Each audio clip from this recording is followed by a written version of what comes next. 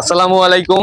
তো এটা হচ্ছে আর একটা সুন্দরের জায়গা যে নদীর পাড়ে ঘুরতে আসলাম, আর একটা খেওয়া আর কি খুব সুন্দর ভাবে যাইতেছে।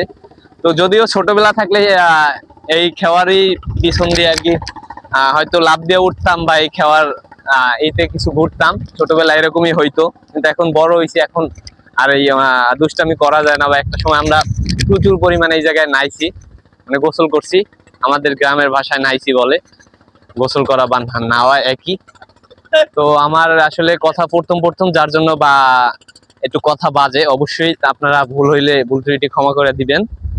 তো ভিডিওটা ভালো লাগলে অবশ্যই ছড়াই দিবেন। আর আমাদের এলাকার যে জমিগুলো, এগুলো প্রচুর পরিমাণ ভাঙতেছে, এগুলোর জন্য দোয়া করবেন। ইভেন জন এলাকার যাদের গরিব দুঃখী মানুষ আছে, যাদের জমি ভাঙ্গা মানে নদীতে নিয়ে যাইতেছে, এক প্রকার বাসা টাসা সব নিয়ে যাইতেছে, তাদের জন্য আল্লাহ রক্ষা করে, এই দোয়া করবেন। আর নদী ভাঙ্গন জন কমে, এই দোয়াও করবেন।